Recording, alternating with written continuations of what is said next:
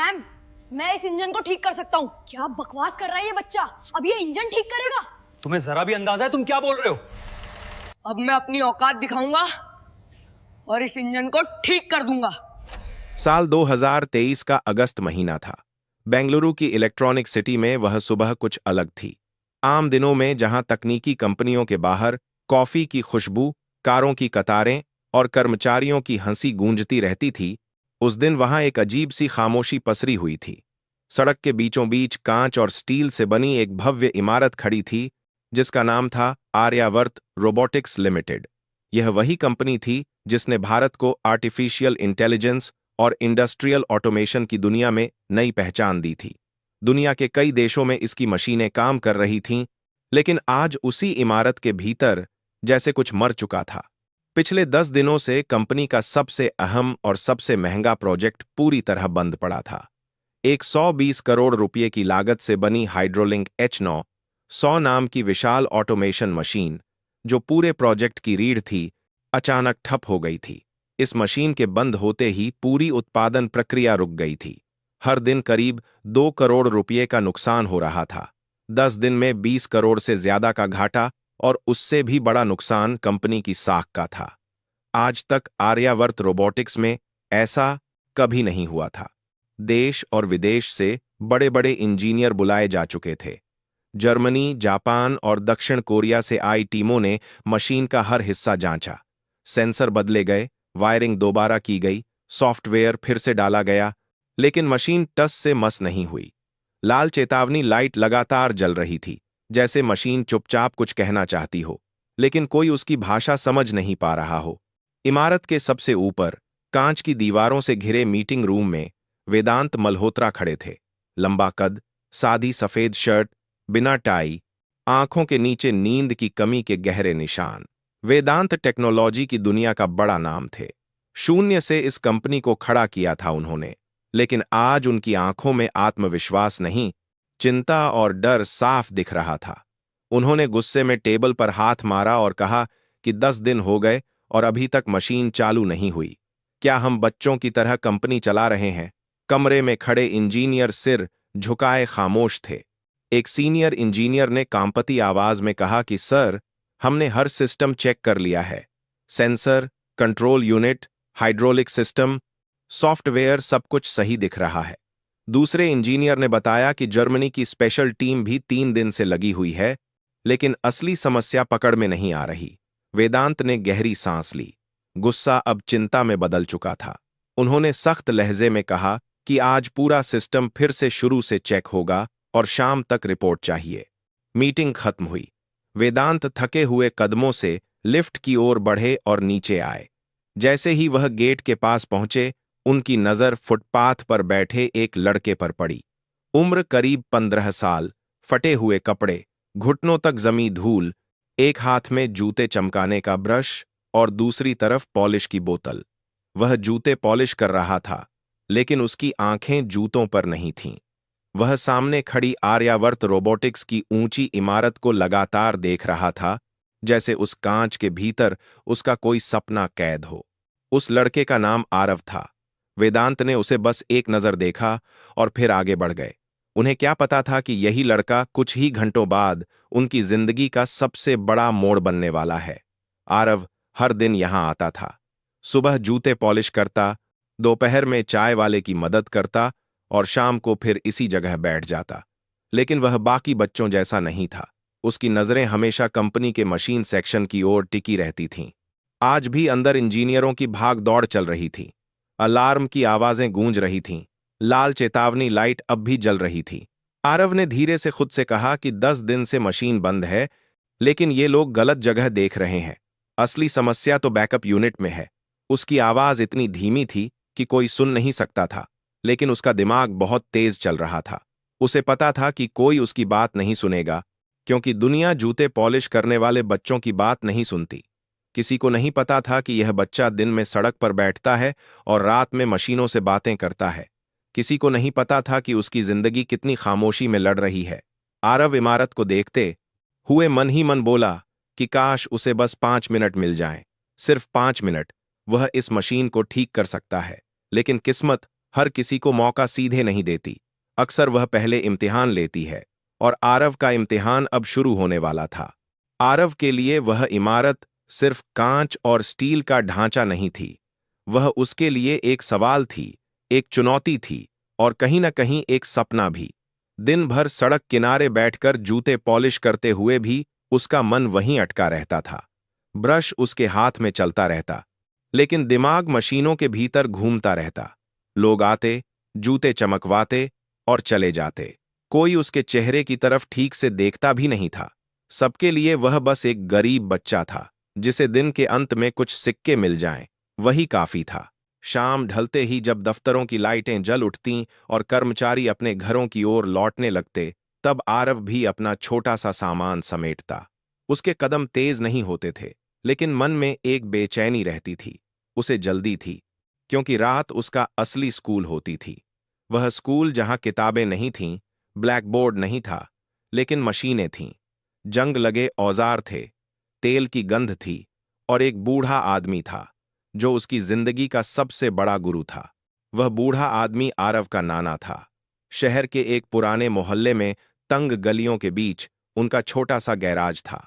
Tin की छत, दीवारों पर जमी ग्रीस, कोनों में पड़े टूटे पंखे, पुराने जनरेटर और अधखुले स्कूटर।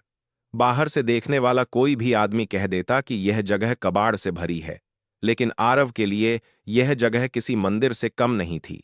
यहीं उसने मशीनों की भाषा सीखी थी। नाना कभी इसी आर्यावर्त रोबोटिक्स में सीनियर इंजीनियर हुआ करते थे। वे उन दिनों के गवाह थे जब वेदांत मल्होत्रा एक छोटे से कमरे में बैठकर कंपनी का सपना देखा करते थे। लेकिन समय बदला, रिश्ते बदले, और नाना इस दुनिया से बाहर हो गए। अब उनकी पहचान सिर्फ एक बूढ़े मैकेनिक की थी, जिसकी आंखों में अनुभव था और हाथों में अब भी मशीनों की पकड़। रात को गैराज का दरवाजा आधा बंद होता, बाहर की आवाजें धीमी पड़ जातीं और भीतर सिर्फ औजारों की खनक सुनाई देती। नाना किसी पुराने मोटर को खोलते और आरव ध्यान से देखता। नाना समझाते कि यह पेंच सिर्फ लोहे का टुकड़ा नहीं है, यह पूरी मशीन को बांधे रखता है। अगर इसे गलत जगह घुमा दिया जाए तो पूरी व्यवस्था बिगड़ सकती है। आरव चुपचाप सुनता और हर बात को अपने भीतर उतार लेता। नाना अक्सर कहते कि मशीन को सिर्फ आंखों से मत देखो, उसे महसूस करो, उसकी आवाज सुनो, उसके कंपन को समझो। हर मशीन बोलती है, बस सुनने वाला चाहिए। आरव मुस्कुरा देता। उसे यह सब अजीब नहीं लगता था, क्योंकि वह सच में मशीनों की आवाज सुन सकता था। वह यह नहीं जानता था कि यह साधारण समझ नहीं थी, बल्कि एक असाधारण क्षमता थी। घर के भीतर हालात अच्छे नहीं थे। आरव की मां नंदिनी अक्सर बीमार रहती थीं, शरीर कमजोर हो चुका था, दवाइयां महंगी थीं, और पैसे हमेशा कम पड़ जाते थे। कई बार आरव ने अपनी मां को आधी दवा खाते देखा था, ताकि अगली खुराक के लिए कुछ बच जाए। मां जब भी उसे देखतीं, मुस्कुरा देतीं और कहतीं कि मैं ठीक हूं, लेकिन आरव जानता था कि वह झूठ है। रात को जब वह थककर जमीन पर लेटता, तब भी उसका दिमाग मशीनों के बीच घूमता रहता। उसे आर्यावर्त की वह विशाल मशीन याद आती, जो 10 दिनों से खामोश खड़ी थी। उसे लगता जैसे वह मशीन दर्द में है और मदद के लिए पुकार रही है। वह सोचता कि अगर उसे बस थोड़ी देर के लिए उसके पास जाने दिया जाए, तो वह उसकी तकलीफ समझ सकता है। अगली सुबह जब वह फिर कंपनी के गेट के पास पहुंचा, तो माहौल पहले से ज्यादा तनाव भरा था। इंजीनियरों के चेहरे उतरे हुए थे, गार्ड सख्त थे, हर कोई जल्दी में था। आरव ने अपना स्टूल लगाया और जूते पॉलिश करने लगा। लेकिन आज उसका मन कहीं और था। उसकी मां की दवाइयां खत्म हो चुकी थीं। नाना ने रात को कहा था कि बेटा, दुनिया गरीब के हुनर को तब तक नहीं पहचानती जब तक वह दुनिया को झटका न दे दे। वही बात आरव के दिल में गूंज रही थी। उसे पैसे चाहिए थे, लेकिन उससे भी ज्यादा उसे मौका चाहिए था। वह जानता था कि अगर वह मशीन ठीक कर दे तो शायद उसकी जिंदगी बदल जाए। उसने हिम्मत करके गार्ड से कहा कि बस 5 मिनट मशीन को देख लेने दे। गार्ड ने डांट दिया और धक्का देकर उसे पीछे हटा दिया। कुछ लोग हंसने लगे। किसी ने कहा कि यह बच्चा पागल है, किसी ने कहा कि इसे तो लैपटॉप भी चलाना नहीं आता होगा। आरव ने कुछ नहीं कहा। वह चुपचाप उठकर एक कोने में बैठ गया। उसके घुटनों पर धूल थी, कपड़े और गंदे हो गए थे, लेकिन उसकी आंखों में अब भी वही चमक थी। वह भीतर ही भीतर तय कर चुका था कि वह हार नहीं मानेगा, क्योंकि उसके लिए यह सिर्फ एक मशीन नहीं थी, यह उसकी मां की दवा थी, यह उसके नाना की इज्जत थी, और शायद उसकी अपनी पहचान भी। उसे नहीं पता था कि यह जिद, यह खामोश भरोसा उसे उस दरवाजे के भीतर ले जाने वाला है जहां से उसकी जिंदगी हमेशा के लिए बदलने वाली थी। उस दिन दोपहर के बाद का समय था। सूरज ऊपर था, लेकिन आर्यावर्त रोबोटिक्स के भीतर अंधेरा और भारीपन पसरा हुआ था। मशीन सेक्शन में बार बार अलार्म बज रहा था, और हर बार वह आवाज लोगों के दिलों की धड़कन और तेज कर देती थी। इंजीनियरों के चेहरे थके हुए थे, आंखों में नींद नहीं बल्कि डर था। डर इस बात का कि अगर आज भी कुछ नहीं हुआ तो कल क्या होगा, यह कोई नहीं जानता था। आरव बाहर फुटपाथ पर बैठा सब देख रहा था। अब वह जूते पॉलिश कम कर रहा था और कंपनी की तरफ ज्यादा देख रहा था। उसे ऐसा लग रहा था जैसे मशीन उसे बुला रही हो। हर बार जब लाल लाइट चमकती, उसके भीतर कुछ चुभता। वह खुद से कहता कि यह मशीन खराब नहीं है, इसे जानबूझकर रोका गया है, यह कोई हादसा नहीं है। लेकिन उसकी यह समझ, उसकी यह आवाज बाहर की दुनिया तक पहुंच ही नहीं पा रही थी। अचानक मशीन सेक्शन से तेज सायरन की आवाज आई। स्क्रीन पर सिस्टम क्रिटिकल एरर लिखा चमक उठा। कुछ इंजीनियर घबराकर बाहर की ओर दौड़े। गार्ड सतर्क हो गए। माहौल और ज्यादा तनावपूर्ण हो गया। आरव भी डर गया, लेकिन उसकी नजरें मशीन के कंट्रोल रूम पर टिक गईं। उसे साफ दिख रहा था कि लोग फिर वही कर रहे हैं जो पिछले 10 दिनों से कर रहे थे। सेंसर, स्क्रीन, कोड, लेकिन कोई भी वहां नहीं देख रहा था जहां असली गड़बड़ी छुपी हुई थी। वह धीरे से उठा और गेट के पास चला गया। उसने हिम्मत करके फिर से अंदर झांकने की कोशिश की। तभी एक गार्ड ने उसे देख लिया और गुस्से में चिल्लाया, क्या है रे, बार बार यहां क्यों आ जाता है? उसने आरव को जोर से धक्का दिया। आरव संतुलन खो बैठा और सड़क पर गिर पड़ा। उसके हाथ से ब्रश और बोतल दूर जा गिरे। कुछ लोग रुककर देखने लगे। किसी ने हंसते हुए कहा कि यह बच्चा सच में पागल है। किसी ने कहा कि इतनी बड़ी कंपनी में यह क्या कर लेगा। आरव उठा, कपड़ों से धूल झाड़ी और चुपचाप वापस अपने कोने में बैठ गया। उसकी आंखों से आंसू निकल आए, लेकिन उसने उन्हें जल्दी से पोंछ लिया। उसे रोना नहीं था, उसे बस एक मौका चाहिए था। वह जानता था कि अगर वह अंदर गया और सही जगह दिखा दी तो सब बदल सकता है। लेकिन वह यह भी जानता था कि उसकी शक्ल, उसके कपड़े और उसका पेशा उसके सबसे बड़े दुश्मन हैं। शाम ढलने लगी थी। वेदांत मल्होत्रा थके हुए कदमों से बाहर आए। सिर भारी था, आंखें जल रही थीं। 10 दिनों की नींद एक साथ उतर आई थी। जैसे ही वह गेट के पास पहुंचे, उनकी नजर फिर उसी लड़के पर पड़ी। वही लड़का जो सुबह से वहीं बैठा था। अब वह चुपचाप जमीन पर बैठा था। उसके पास कोई ग्राहक नहीं था। ब्रश एक तरफ पड़ा था, लेकिन उसकी नजरें अब भी कंपनी के भीतर थीं। वेदांत कुछ पल रुके। उन्हें नहीं पता क्यों, लेकिन उस लड़के की आंखों में उन्हें कुछ अलग दिखा। कोई लालच नहीं, कोई चालाकी नहीं, सिर्फ एक बेचैन सच्चाई। उन्होंने गार्ड से पूछा कि यह लड़का यहां बार बार क्यों आता है। गार्ड ने झुंझलाकर कहा कि सर, यह कहता है कि मशीन ठीक कर देगा, मशीनों की तरफ घूरता रहता है। मैंने इसे कई बार भगाया है। वेदांत ने आरव की तरफ देखा। आरव ने नजरें झुका लीं। कुछ सेकंड की खामोशी के बाद वेदांत ने पूछा कि तुम मशीन को इतना ध्यान से क्यों देखते हो? आरव की आवाज बहुत धीमी थी, लेकिन शब्द साफ थे। सर, मुझे मशीनें पसंद हैं। वेदांत ने हल्की सी हंसी के साथ कहा कि मशीनें और तुम जूते पॉलिश करते हो, ये करोड़ों की मशीनें हैं। आरव के भीतर डर था, लेकिन उससे बड़ा विश्वास था। उसने हिम्मत करके कहा कि सर, अगर मुझे बस एक बार मशीन के पास जाने दिया जाए तो मैं बता सकता हूं कि समस्या क्या है। पास खड़े कुछ इंजीनियर हंस पड़े। किसी ने कहा कि सर, समय बर्बाद मत कीजिए, 10 दिन में हम नहीं समझ पाए और यह बच्चा बताएगा। लेकिन आरव चुप रहा। उसने सिर्फ वेदांत की आंखों में देखा, जैसे वह उनसे नहीं, उनकी अंतरात्मा से बात कर रहा हो। वेदांत के भीतर कुछ हिला। उन्हें अचानक अपना बचपन याद आ गया। वह समय जब लोग उन्हें भी ऐसे ही देखते थे। एक आम सा लड़का, बड़े सपने और कोई भरोसा नहीं। उन्होंने गहरी सांस ली और सख्त आवाज में कहा कि ठीक है, इसे अंदर लाओ।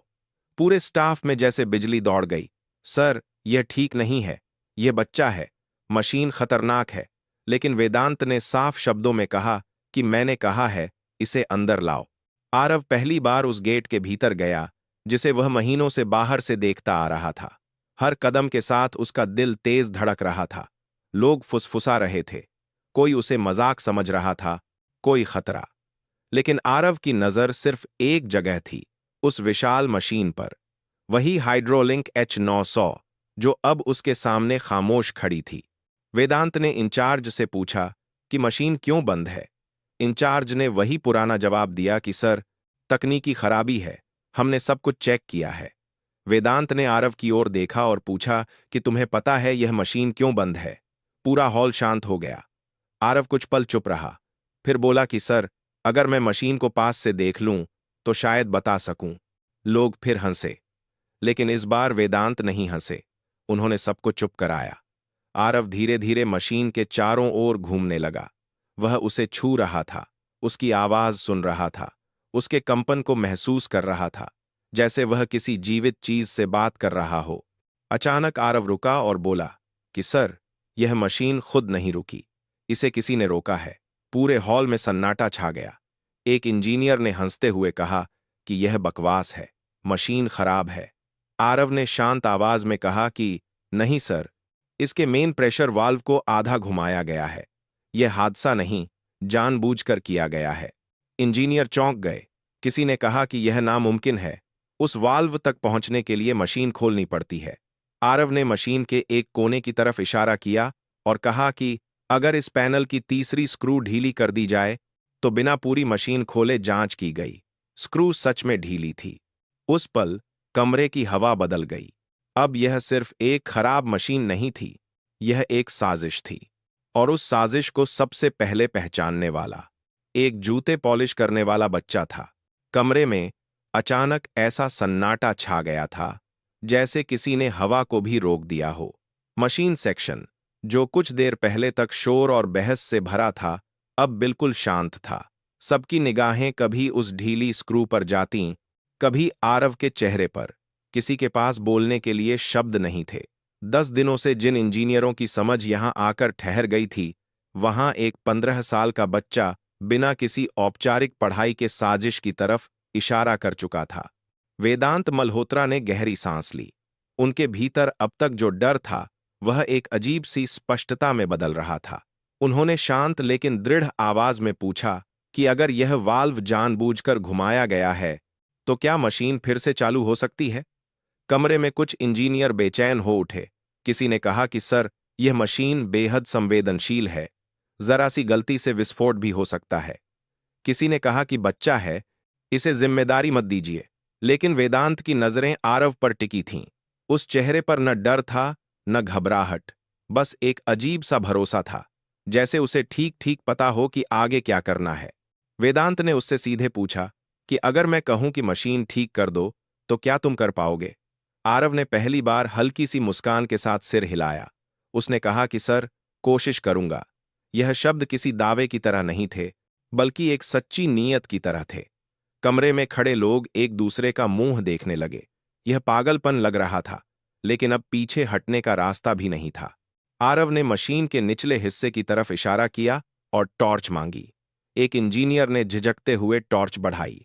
जैसे ही रोशनी अंदर पड़ी, आरव का चेहरा गंभीर हो गया। उसने ध्यान से देखा, फिर बिना हड़बड़ी के बोला कि यह पाइप अपनी जगह से थोड़ा सा खिसक गया है। यही वजह है कि प्रेशर गलत जगह जा रहा है। इंजीनियर झुककर देखने लगे। किसी ने धीमी आवाज में कहा कि यह तो सच में गलत फिट हुआ है। आरव ने हाथ अंदर डाला और बड़ी सावधानी से पाइप को उसकी सही जगह पर घुमाया। यह कोई जल्दबाजी नहीं थी। उसके हर मूवमेंट में अभ्यास था, जैसे उसने यह काम सैकड़ों बार किया हो। उसके बाद वह मशीन के दाईं तरफ गया, जहां एक बड़ा जंक्शन बॉक्स हल्का सा कंपन कर रहा था। उसने बॉक्स पर हाथ रखा और तुरंत पीछे हट गया। उसने कहा कि अगर अभी मशीन चालू की गई तो ब्लास्ट हो सकता है। पूरा स्टाफ घबरा गया। वेदांत ने आगे बढ़कर पूछा कि क्यों? आरव ने शांत आवाज में समझाया कि इस बॉक्स की वायरिंग बदल दी गई है। पॉजिटिव और नेगेटिव तार उलट दिए गए हैं।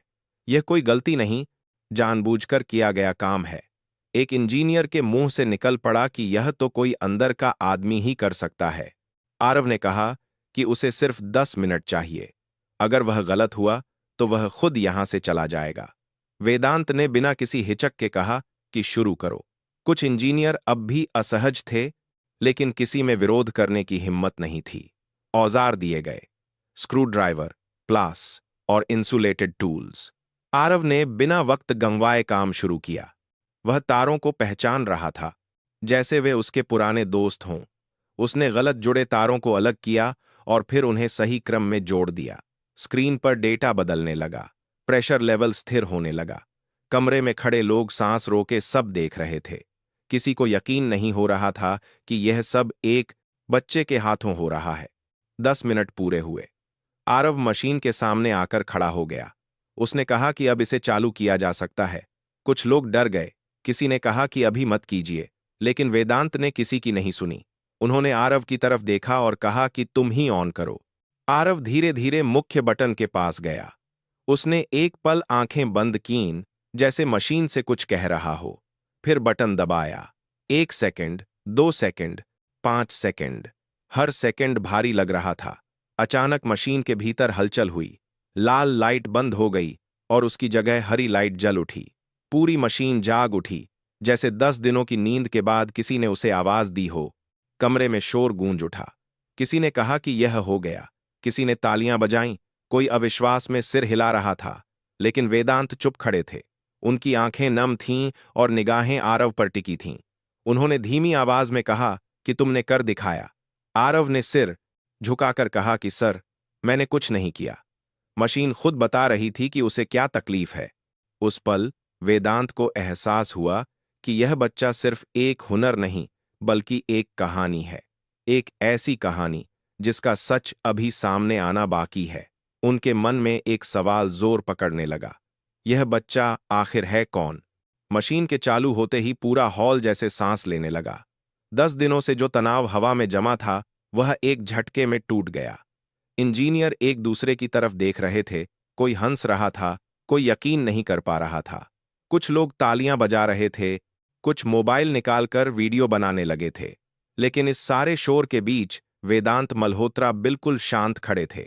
उनकी नजरें किसी मशीन पर नहीं, उस दुबले से बच्चे पर टिकी थीं जिसने अभी अभी उनकी कंपनी नहीं, बल्कि उनका भरोसा जगा दिया था।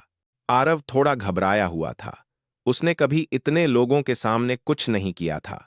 उसे समझ नहीं आ रहा था कि वह खुश हो या डरा हुआ। वह बस वहीं खड़ा था, सिर थोड़ा झुका हुआ, जैसे उसने कोई बहुत बड़ा काम नहीं, बस अपना कर्तव्य निभाया हो। वेदांत धीरे धीरे उसके पास आए। उनकी आवाज अब सख्त नहीं थी, उसमें एक अजीब सी नरमी थी। उन्होंने पूछा कि बेटा, तुम हो कौन? यह सवाल साधारण नहीं था। उसमें हैरानी भी थी, जिज्ञासा भी, और कहीं न कहीं अपनापन भी। आरव ने धीरे से कहा कि सर, मैं कोई खास नहीं हूं। मैं जूते पॉलिश करता हूं। मेरी मां बीमार रहती हैं, उनकी दवाइयों के लिए मैं काम करता हूं। हॉल में एक बार फिर सन्नाटा छा गया। इंजीनियरों को जैसे पहली बार एहसास हुआ कि जिस बच्चे को वे अब तक नजरअंदाज करते रहे, उसके पीछे कितनी बड़ी लड़ाई छुपी है। वेदांत ने और करीब आकर पूछा कि तुम्हें मशीनों की इतनी समझ कहां से आई? आरव ने बताया कि रात में वह अपने नाना के छोटे से गैराज में काम करता है। वहीं पुरानी मशीनें खोलता है, उन्हें जोड़ना सीखता है। उसके दोदे इस पर तिहत कर शब्दों में कोई शिकायत नहीं थी, बस सच्चाई थी। वेदांत के दिल में कुछ जोर से हिला। उन्होंने पूछा कि तुम्हारे पिता कहाँ हैं?